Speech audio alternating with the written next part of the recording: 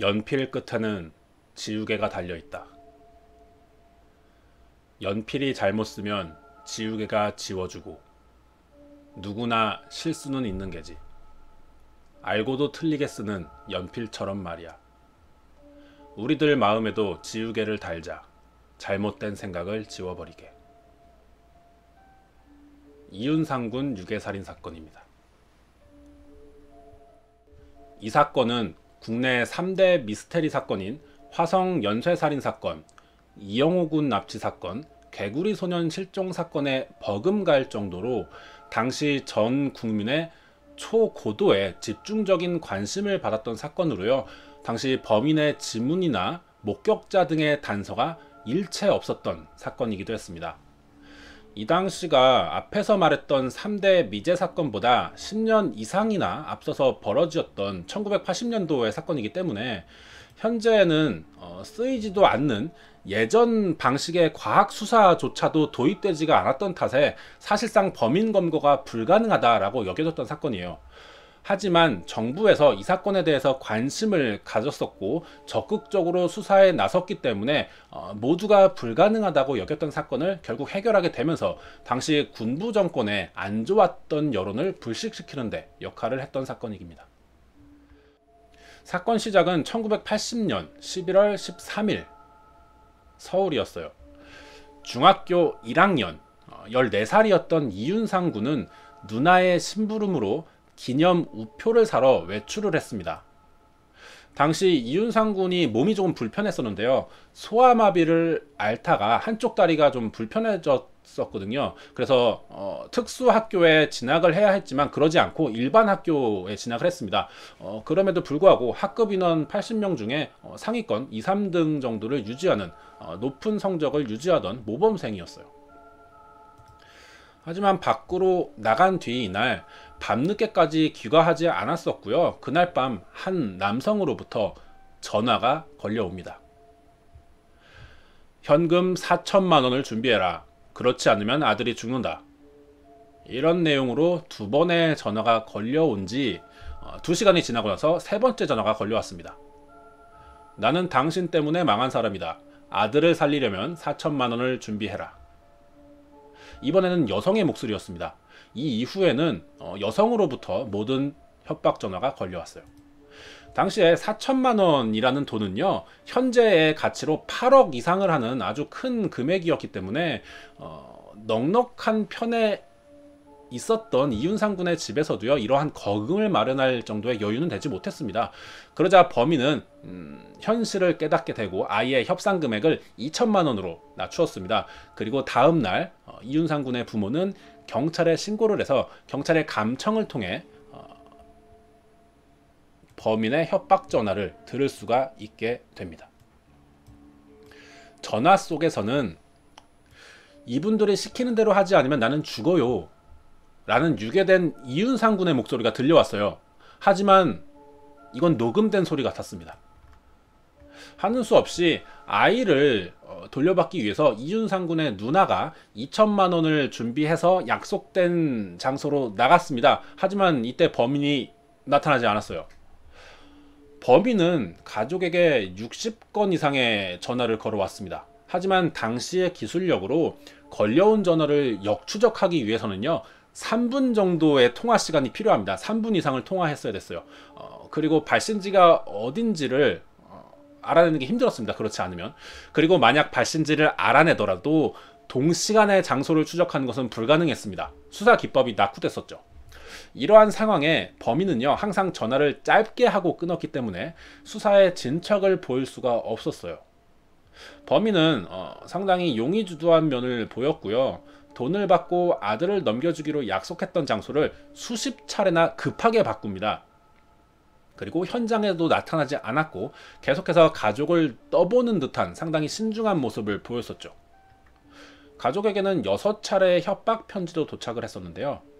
남성의 필적 그리고 여성의 필적이 번갈아 나타났었기 때문에 이 사건의 범인을 남성과 여성 한 3명에서 4명 정도로 이루어진 어떤 조직 형태의 계획범죄로 추측해보는 정도의 수사였습니다.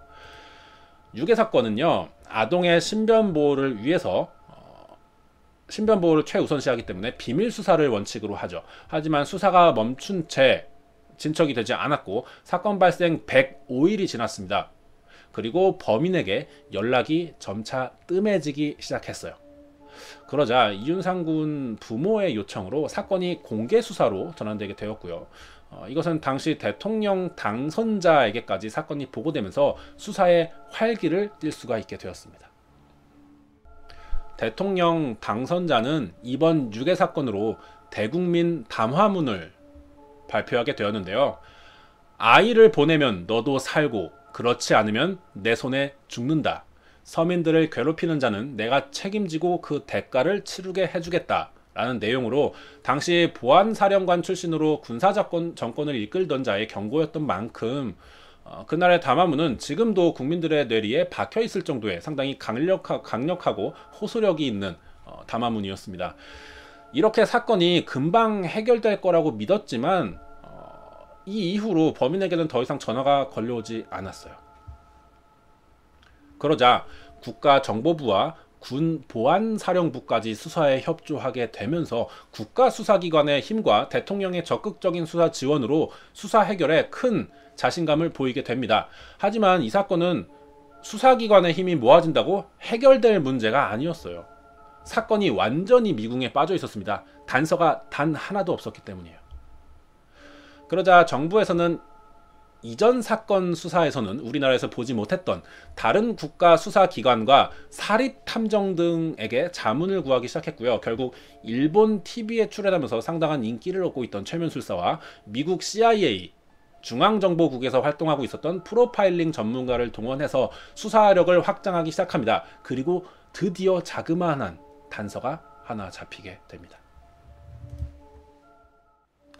당시 우리나라는 낙후된 수사 기법과 그 의식으로 최면 수사와 프로파일링 기법을요 논리적이지 못한 방법이라고 여기고 있었고 전혀 도움이 되지 않을 것이다 라는 생각들이 지배적이었지만요, 이 사건을 통해서 최면과 프로파일링의 중요성을 증명해내게 되면서 나중에는 우리나라에서도 최면과 프로파일링을 통한 범죄 수사가 적극적으로 활용되는 계기가 되었습니다. 최면 수사에서 이윤상 군의 어머니가 어렴풋이 아들이 했던 말을 기억해내게 됐던 거죠. 몇 주 전 아들이 했던 말로는 체육 선생님이 면담을 해야 하니 굳이 엄마한테는 말하지 말고 나오라고 했다 라는 기억을 해냈던 겁니다. 이러한 진술을 했고 그날 이윤상 군은 그 해에 처음으로 장갑을 끼고 외출했었다라는 사실도 기억해내게 됩니다. 아들이 실종되던 날 흘려들어서 잊혀지고 있었던 이런 이윤상 군의 말이 최면 수사를 통해서 납치 10개월 만에 다시 기억해내게 되자 수사가 급진전을 보입니다. 이윤상 군은요 소아마비 환자예요. 학교 체육 수업을 받지 않죠. 그렇기 때문에 체육 교사와 마주칠 일이 거의 없었는데 수사 초기부터 의심하고 있던 면식범 용의자 명단에서 제외되어 있었기도 했고요. 그래서 당시 초기 수사에서 이 체육교사는 수사망에서 벗어나고 있었습니다. 심지어 방송국에서 이윤상 군에 대한 취재로 학교를 나갔을 때 해당 체육교사는 범인이 꼭 잡혀서 죗값을 받았으면 좋겠다라고 인터뷰를 한 인물이기도 했기 때문에 아무도 이 사람을 용의자라고는 보지 않았었습니다. 수사본부는요 비밀리에 해당 체육교사에 대한 수사를 시작했는데 이 과정에서 이윤상 군 유괴납치 사건과 별개로 체육교사와 학생 간의 불미스러운 관계가 포착이 되면서 사회에 경악을 일으키게 됩니다. 수사 중에 해당 교사가 이전 학교에 재직 중일 때 20명가량의 여학생들과 불륜 관계를 맺어온 사실로 학교에 발령나게 되었던 사실이 드러난 거죠. 그리고 81년 당시에도 현직 교사 신분이었던 주영영, 당시 28살이었습니다. 경찰의 잠복 수사 결과 이미 결혼한 상태였음에도 불구하고 현직 여고생인 A양, 17세 A양과 16세 B양과 함께 따로 자취방을 꾸려서 이중살림을 하고 있는 게 드러났습니다. 이 주영형은요 서울대학교 ROTC 출신의 예비역 중위였던 데다가 서울대 사범대학 체육교육학과를 졸업하고 고려대학교 대학원에서 박사 학위까지 취득했던 엘리트 출신의 교사였기 때문에 당시에 호감 가는 외모를 가지고 있었기도 했고요. 그래서 평소에 여학생들에게 상당히 인기가 많았었다고 합니다. 주영영의 실체를 알게 되었던 수사본부는요, 단서와 증거를 아직 찾지 못한 이번 유괴 사건에서 급하게 검거를 시도했다가는 묵비권을 행사할 수가 있었기 때문에 사건을 입증하지 못한 채 수사가 완전히 틀어질 수 있었다고 판단을 했어요. 그래서 장기간의 잠복과 감시를 통해서 이 주영영에 대한 결정적인 현장을 포착하기로 했었죠. 주영영의 생활을 조사해본 결과 28살의 젊은 나이임에도 불구하고 도박빚만 1,000만 원 이상을 가지고 있는 게 드러나자 경찰은 이 주영영이 이번 사건의 용의자일 가능성이 매우 높다, 돈 때문에 이윤상군을 유괴했을 것이다 라는 판단을 했습니다. 그래서 다른 수사팀까지 편성을 해서 주영영에 대한 감시로 확대해서 신중하고 비밀리에 수사를 진행시켜 나갑니다. 결국 이 주영영은요, 꼬리가 밟힐 수밖에 없었고요. 사건 발생 1년 만에 주영영과 동거녀 A양, B양을 동시에 다 검거하는 데 성공합니다. 검거는 했지만 물증을 찾지 못했기 때문에 주영영이 범행을 부인한다면 입증할 방법이 없었던 경찰은요, 공범으로 의심이 되고 있던 두 여학생을 대상으로 심리수사팀의 교란 수사를 벌여서 A양과 B양을 따로 분열시킵니다. 그리고 죄수 딜레마를 이용하죠. 그래서 범행을 자백받는 데 성공합니다. 자백의 내용이 상당히 충격적인 내용들이었어요. 이윤상군 살해 사건에 16세, 17세밖에 되지 않은 여고생들이 공범으로 참여하고 있었다는 점과 범인인 주영영에게 이 여학생들이 상당히 깊은 존경심을 갖고 있었다는 점이었죠. 하지만 주영영에게는 A양과 이 B양 외에도 이전에 근무하고 있던 학교에서 불륜관계를 가졌던 수많은 여고생 애인들을 동시에 두고 있던 것을 공범인 여학생들에게 알립니다, 경찰이. 그러자 이 사실에 격분했던 A양이 심경의 변화를 갖기 시작하면서 범행 일부가 자백됩니다. 이 죄수 딜레마를 이용한 심리수사팀의 작전이 상당히 결정적인 역할을 했던 것이고요. 증거가 없었기 때문에 용의자들의 자백에 의해서만 혐의를 입증해야 했었거든요.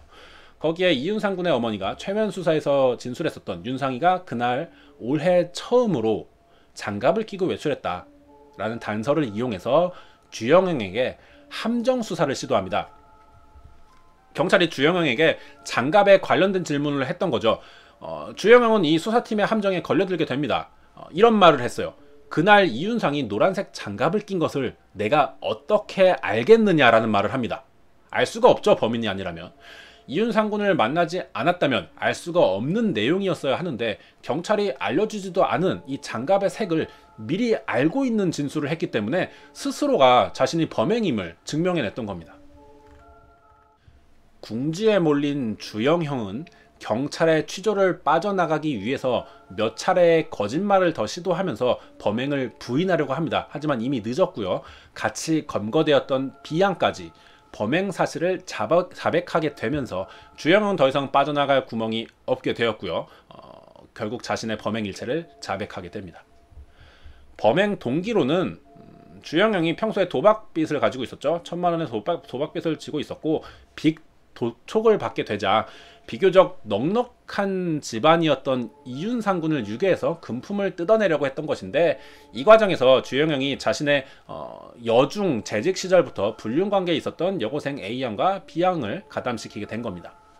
처음에는 이윤상 군의 누나를 유괴하려고 했었어요. 그래서 A양을 이용해서 접근을 시도했지만 실패하게 되자 대신 동생인 이윤상 군을 유괴하게 됐던 겁니다. B양을 수사하던 심리 전문팀에 의해서 충격적인 사실이 또 드러나는데요. 주영영은 증거인멸을 위해서 이윤상 군 유괴살인 후 A양과 B양까지도 살해하려고 한 정황들이 드러납니다. A양에게 먼저 동반자살을 권유했어요. 먼저 자살하라 라고 설득을 한 뒤에 증거를 없애기 위한 시도를 했던 거죠. A양은 이 이야기를 듣고 수면제 40알을 먹고 자살 기도를 합니다. 하지만 죽지 않았어요. 실패로 끝나게 됐고 B양에게는 청산가리를 건네면서 나를 위해 죽어줘야겠다. 나를 사랑한다면 죽어줘라. 나도 곧 뒤를 따르겠다. 라는 말도 안 되는 제안을 강요했던 것으로 밝혀집니다. 여기에 이 말을 믿은 비양이 실제로 죽기 위해서 날짜를 정해놓고 자신의 사망일을 기다리고 있는 상태였는데 이 사이에 검거가 된 거죠.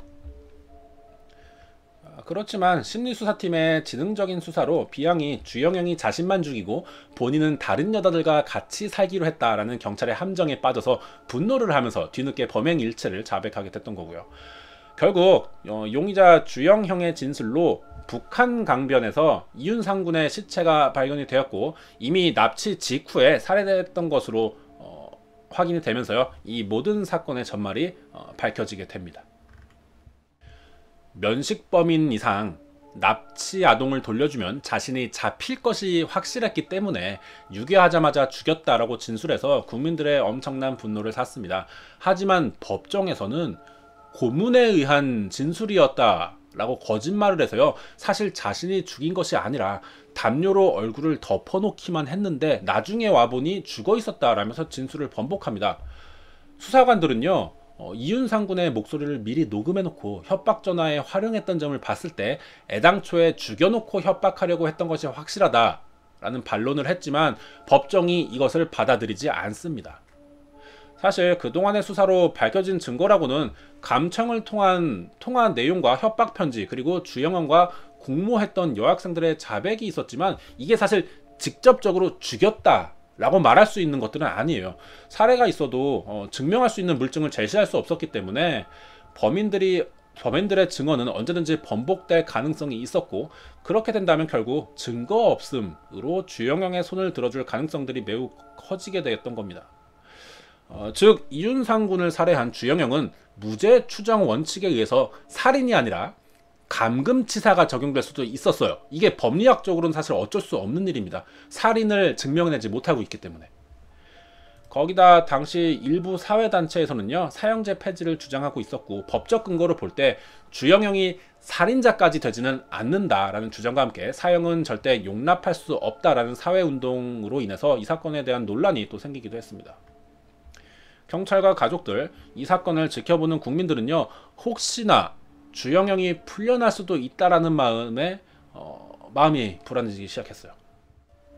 하지만 이 사건은 당시 대통령의 큰 공중의 하나였던 사건이었다라고 보여지는데요.